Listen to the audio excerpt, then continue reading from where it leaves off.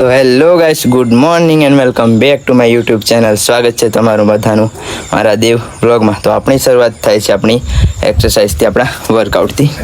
જોઈ લો આપણું વર્કઆઉટનું સાધન આ રહ્યું. જો આ ડમ્બલ બનાવે છે અહીંથી, આ બે છે છાતી માટે, અને જોઈ લો આ છે એક ડમ્બલ જે મસલ્સ ગ્રોથ કરવા માટે. તો આ ત્રણેય વસ્તુથી આપણી બોડી ગ્રોથ થઈ રહી છે. જો આ છે આપણું મિરર કે ઓલા જો છે ને ફની. તો એટલું જ હમણાં. તો આપણી શરૂઆત વહેલા થાય છે એક્સરસાઇઝથી, વર્કઆઉટથી આપણો દિવસ ઉગે છે. અને બાકી આ છે આપણા ઘરની બાજુનો બહારનો નજારો, જોઈ શકો છો. મકાઈ કરી છે, આ મકાઈ કરી છે, અહીંયા કંકોડાના વેલ ચલાવ્યા છે. તો આ છે આપણી શરૂઆત, અને આખો દિવસ બન્યા રહીજો વ્લોગમાં. જોઈએ શું શું થાય છે. અને ચેનલ પર નવા હોય તો સબસ્ક્રાઈબ કરી લો, કારણ કે હવે તમને 2 ડેઝ પર વ્લોગ ડેલી જોવા મળી જશે.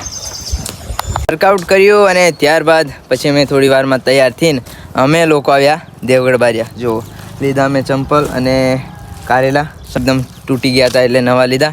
અને જુઓ આપણે આ છે આ દેવગઢ બારિયાનો વ્યૂ દેખો કેવો મસ્ત લાગે છે. ને જુઓ ડુંગર, અને ડુંગરમાં રોડ કેટલો મસ્ત લાગે, ઊંચો ઊંચો. ને આ એની બાજુમાં વસેલું ગામડું એકદમ જોરદાર છે. લોકેશન પણ એટલી મસ્ત છે ને મિત્રો કે જોવાલાયક, આમ ફરવા થાય ના, કોઈ ગંદકી કંઈ નહીં. એટલે કેવું એકદમ પીસફુલ વાતાવરણ, એટલે કેવું મજા આવે જોવાની. અને આ છે આપણા રાહુલભાઈ, મિત્ર છે આપણા. બાકી અહીંથી મસ્ત જોવા જેવો નજારો છે.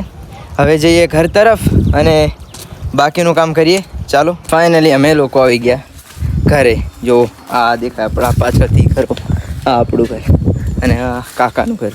જો ઉનાળામાં આ મોસમ કેવો હોય અને ચોમાસામાં કેટલું મસ્ત બદલાઈ જાય. જો 4 મેં આ બધી મકાઈ જ કરી છે. અમે લોકો મકાઈનું વાવેતર વધારે કરીએ, કારણ કે અમારા જે ખાસ અનાજમાં અમે મોસ્ટ ઓફલી અમે મકાઈને રોટલો જ ખાઈએ છીએ. તો મકાઈ કરીએ, ને ઉનાળામાં બધું સુખ હોય મેદાન જેવું એકદમ. ને જો હમણાં એકદમ લીલું. ને અમારે ચાલવાની પણ બહુ ભૂલ પડે, કારણ કે પાકા રસ્તાથી ઘરે સુધી નથી, આમ થોડુંક તો ચાલીને જવું પડે. તો પાકા રસ્તા સુધી પહોંચાય અને પછી અમે લોકો જઈએ રોડ પર. જો અહીંયા અમે આદુ નાખી, અને આદુ નહીં, હદળ વાવેતર કરી છે. જો નાની નાની હદળ. કેવું કે થોડું ઘણું ઘરે પણ હોય તો કેવું બધું વેચાતું ના લાવવા પડે. એટલે કેવું થોડું ઘણું ઘરે હોય તો આપણો પૈસાનો ખર્ચ પણ બચી જાય, અને આપણને સારું એવું નેચરવાળું ખાવા પણ મળી જાય, જેમાં કોઈ મિલાવટ નથી, આપણું ઓરિજિનલ જોવા. અને એના માટે થોડીક હદળ ખેતરમાં નાખી દીધી છે, એટલે કેવું થઈ જાય. અને આ જો મોટો મોટો ડુંગો. અને ઉનાળામાં શિયાળામાં વાવી દઈએ અમે મરચાં, ભીંડી, ગવારિયા, આ બધા આ ખેતરમાં. તો કેવું શાકભાજીનો પણ કંઈ વધારે એ ના થાય. તો બધું મોસ્ટ ઓફલી વસ્તુ આપણે ગામડામાં રહીએ એટલે આપણે ઘરેથી જ મળી જાય.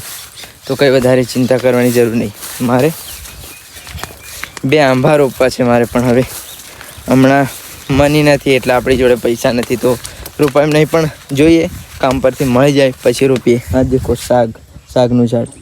અમે લોકોને આ છે આપણો કૂવો. અહીંથી જુઓ, હજુ આગળ જવું પડશે.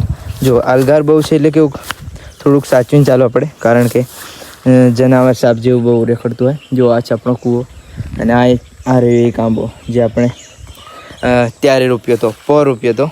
પણ વિકાસ એનો થાય છે, પણ થોડો લેટ થાય છે, કારણ કે હું ઘરે રહેતો નહીં તો ગ્રોથ ઓછી થાય છે. પણ હવે એ રહીશ અને એને ફૂલ ટાઈમ આપીશ. તો આ જો આજુબાજુનું છે એ સાફ કરી દઈશ, પછી એ એકદમ મોટો થઈ જશે. તો આપણે થોડાક ટૂંકા બ્લોગ બનાવીશું, કારણ કે ધીરે ધીરે મોટી શરૂઆત કરતા જઈશું. અને હવે 2 ડેઝ પર આપણા ડેલી વ્લોગ જોવા મળી જશે. તો વ્લોગ કેવો લાગ્યો કમેન્ટમાં જરૂર જણાવજો. મજા આવી હોય તો લાઈક અને એક પ્યારી કમેન્ટ કરતા જજો. બાકી મળીએ આવતા વ્લોગમાં. બાય.